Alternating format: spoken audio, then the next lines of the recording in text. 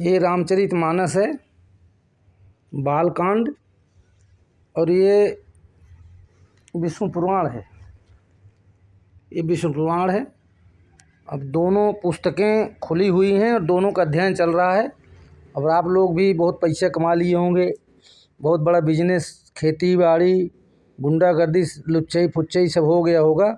अब जो है, जो भी आदमी थोड़ा भगवान का नाम और भजन भी करना सीखिए, नहीं तो जीवन का तो ऐसे ही है, किसी दिन न किसी दिन चिता पर तो जाना ही है। इसलिए चिता पर जाने से पहले इसको अध्ययन कर लो, शायद काम आ जाएगा। अन्यथा तो अगले जन्म में कुत्ता बनाएंगे भगवान, कुत्ते की तरह गली गली घूमना पड़ेगा सबको। ये जो है, भगवान राम और लक्ष्मण दोनों लोग, दोनों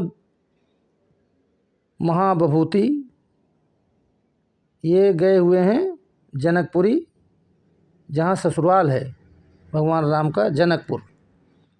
और वहाँ जो है सीता जी की विवाह का स्वयंवर रचा गया है और वहाँ का ये प्रसंग चल रहा है। विश्वामित्र जी के साथ पहुँच चुके हैं वो लोग। तो इसमें है कि परस जासु पद पंकज धूरी, तरी अहिल्या कृत अघ भूरी, सो की रहें बिनसिव धन तोरे, यह प्रतीत परिहरे न भोरे। अब गांव के लोग, जनकपुर गांव के लोग, जो काफ़ी जो उसमें महिलाएं हैं, युवतियां हैं, वो लोग आपस में कह रही हैं कि जिनके चरण कमलों की धूल के आस्पर्श पाकर अहिल्या तर गई, जिसने बड़ा भारी पाप किया था, वह क्या शिव जी का धनुष बिन तोड़े रहेंगे? इस विश्वास को भूलकर भी नहीं छोड़ना चाहिए। कहने का मतलब यह है कि भगवान राम को जब विश्वामित्र लेकर चले गए उनके घर से, तो रास्ते में एक राक्षस थे, ताड़का सुबह वगैरह मारे गए। तो उसके बाद फिर जनकपुर पहुंच गए वो लेके उनको। ये आरा बक्सर का इलाका जो ये बिहार का है, उस इधर से गए। तो ताड़का सुबह उसी इलाके में रहते थे। तो वो जो है, ये चौपाई बनती है वहीं से।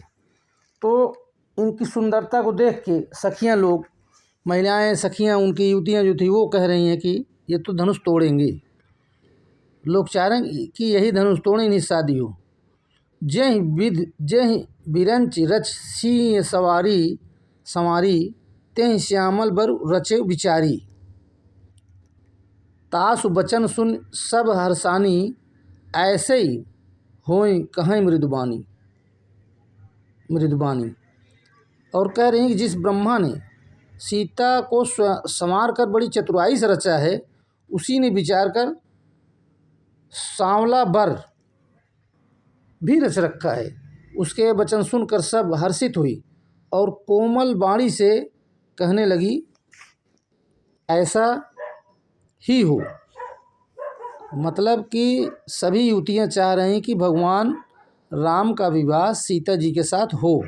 ही हर्षें बरसें सुमन, सुमुख सुलोचन वृंद, जाहि जहाँ जह बंधु दो, तह तह परमानंद। अर्थात सुंदर मुख और सुंदर नेत्र वाली स्त्रियां समूह की समूह हृदय में हर्षित होकर फूल बरसा रही हैं। जहाँ जहाँ दोनों भाई जाते हैं, वहाँ वहाँ परम आनंद छा जाता है। विष्णु के अवतार थे, इसलिए भगवान राम जहाँ भी रहते थे वहाँ सब कायाकल्प हो जाता था। बोलो सियापति रामचंद्र की जय।